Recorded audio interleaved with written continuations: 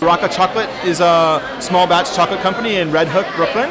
And we do two things that are unique. One, we make chocolate with unroasted cocoa beans. So for us, it's all been about getting back to the flavor of the cocoa beans. We have pod and cocoa beans right here, and we're trying to process these as little as possible to maintain the flavors of the cocoa beans in our bars.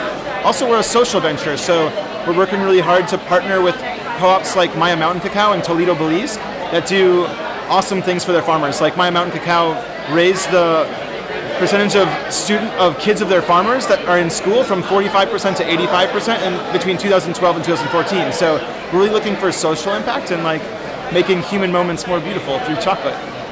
It's not actually raw because our high temperature is 150 degrees Fahrenheit, but it's substantially lower temperature than most chocolate. So a conventional chocolate roast is between 220 degrees and like 350 degrees Fahrenheit. Our high temperature is 150 in our grinders, in our cocoa grinders. So it's substantially lower temperature than most chocolates, but it's not raw like a raw food. If you look at roasting, one of the things roasting does is lowers antioxidant levels in chocolate. But we really haven't taken so much of a health angle as much as we're really interested in interesting flavors. So when you roast cocoa beans, they do change in flavor a lot, and we've been interested in exploring like low temperature chocolate making from a flavor perspective. So we have bars that taste super earthy from Bolivia, that if we roasted them, the flavor would definitely change. Same thing with like we have beans from Dominican Republic that are really fruity, have raspberry notes and clove notes and cherry notes. And roast would really change those flavors a lot. So we're trying to add something new to the market by really presenting chocolates that taste different because we've sort of removed the roasting step. We started at the very beginning inspired by health effects. So we were into sort of like Michael Pollan's like eat plant foods and like less processed foods.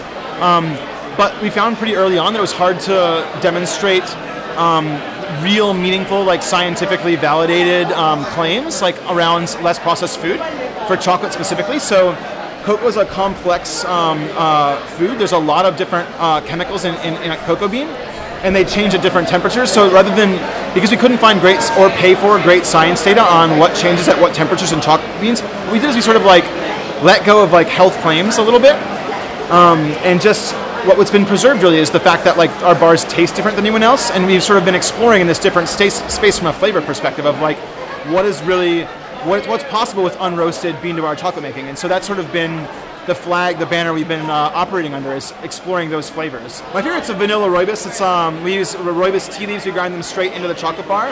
This is more playful. We use like a fruity cocoa bean from Dominican Republic and an earthy bean from Bolivia. So it's a blend of two beans, and then we grind the rooibos tea straight in. So it has this sort of like playful, like nice toasted marshmallow character and like nice raspberry notes. It's kind of cool. So we won a Good Food Award in 2013 for aging cocoa nibs in bourbon barrels and making a chocolate bar from that. So we take, after the bourbon has been bottled, the barrels still have strong aroma of sort of like char and oak and caramel and vanilla, obviously bourbon, and those aromas pass to the cocoa bean.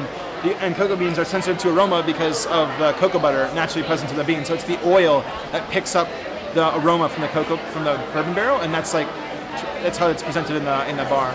Any high-end, any chocolate maker who knows what they're doing will tell you to be careful what you're storing your cocoa beans or your couverture in. If you store it in a refrigerator with like lots of off notes from things that are in the refrigerator, like those will get transferred to the cocoa beans or transferred to the chocolate. It's sensitive, like organoleptically sensitive to those aromas. So yeah, so that's what we sort of leverage that in our Cascades bar.